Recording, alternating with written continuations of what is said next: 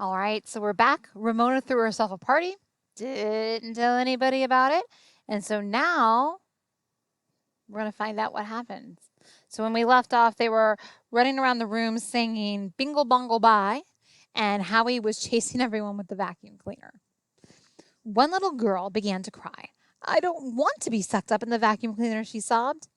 Willa Jean, looking bulgy because of the diapers and plastic pants under her overalls, clung to a chair and wept. Ramona appeared with her arms full of toys, but no one paid any attention to them. The vacuum cleaner was much more fun. I want to push the vacuum cleaner, screamed Susan, who lived in the next block. Ramona offered Susan her panda bear, but Susan did not want it. Ramona hit Susan with the panda bear. You take my bear, she ordered. This is my party, and you're supposed to do what I say. I don't want your old bear, answered Susan. Here's Ramona with all of her toys.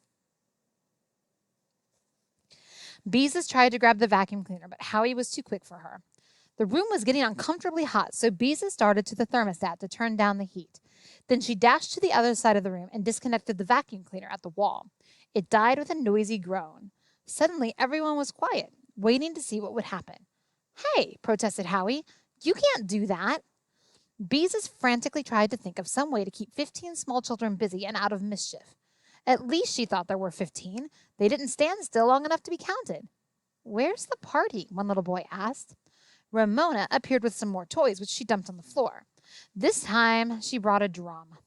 Howie quickly lost interest in the vacuum cleaner and grabbed the drum. Beezus seized the vacuum cleaner and shoved it into the hall closet, while Howie began to beat the drum. I'm leading a parade, he said. You are not, contradicted Ramona. This is my party. Susan snatched a pink plastic horn and tooted it. I'm in the parade too, she said. I want to be in the parade. I want to be in the parade, cried the others. That was it. They could play parade. Beezus ran to the bedroom and found a whistle and a couple of horns left over from a Halloween party. What else could be used in a parade? Flags, of course. But what could she use for flags? Beezus thought fast. She gathered up 2 yardsticks and several rulers. Then she ran to the front bedroom and snatched some of her father's handkerchiefs from a drawer. She had to move fast before the children grew tired of the idea. I want to be in the parade, screamed children. Mother, help me, cried Beezus. Somehow Beezus and her mother got father's handkerchiefs tied to the sticks and distributed to the children who did not have noisemakers. Howie banged the drum. Follow me, he ordered, beginning to march. The others followed, blowing whistles, tooting horns, waving flags. No, screamed Ramona, who wanted to boss her own party. You wanted a party, the mother reminded her. If your guests want to play parade, you'd better join them. Ramona scowled, but she took a flag and joined the parade, rather than be left out entirely at her own party. Playing parade was a wonderful idea, Mother smiled at Beezus. I hope it lasts. So do I, Beezus agreed.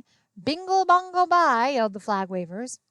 Howie led the parade, including a sulky Ramona, out of the living room, down the hall, through the kitchen and dining room, and back into the living room again. Willa Jean toddled along at the end of the procession. Beezus was afraid the parade might break up, but all the children appeared delighted with the game. Into the bedroom they marched and out again. Beezus opened the basement door. Down the steps, Howie led the parade. Willa Jean had to go down the steps backwards on her hands and knees. The 3 times around the furnace marched the parade and up the stairs again before Willa Jean was halfway down. And there they all are. Quite a parade. Beezus opened the door to the attic. Up the steps marched the parade. Stamp, stamp, stamp, with their feet overhead. Stamp, stamp, stamp. Beezus remembered something Ramona had enjoyed when she was still in diapers. She lugged Willa Jean up the basement steps, sat her in the middle of the kitchen floor, and handed her the egg beater. There, don't step on her, she said to her mother. Oh, thank goodness, sighed Mother. Maybe they'll play parade long enough for us to fix something for them to eat. What'll we give them? Beezus asked. Mother laughed. Well, this is a wonderful chance to get rid of all that applesauce. Let's hurry and get it ready before they get tired of their game. Get the colored paper napkins out of the cupboard and, oh dear, what shall we do for chairs? They can sit on the floor, suggested Beezus, looking through the cupboard for napkins.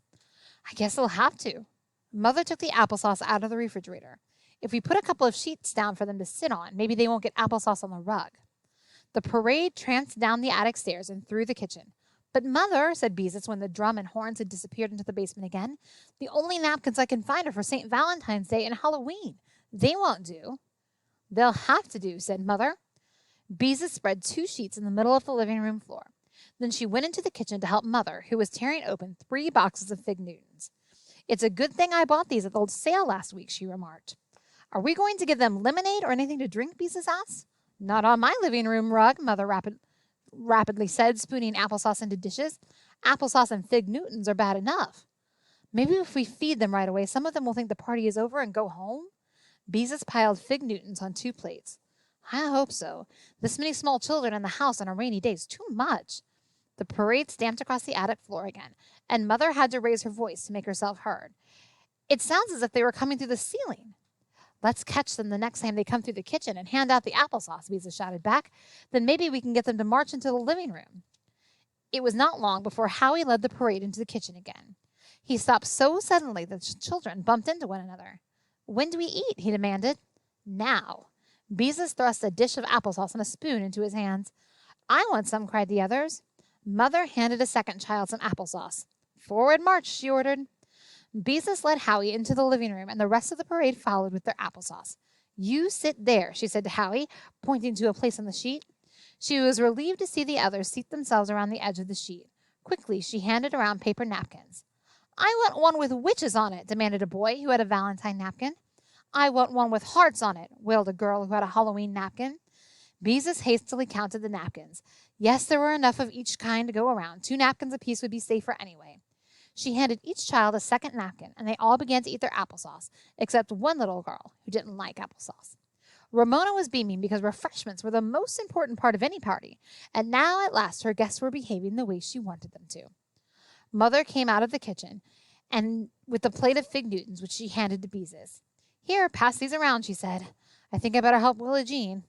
Willa Jean knew how to eat with a spoon. The trouble was she had to pick up the food with her left hand and put it into the spoon which she held in her right hand. Then most of the time, she was able to get it into her mouth. All right, that's all we have time for today, and we'll check back in with Ramona and Beezus tomorrow.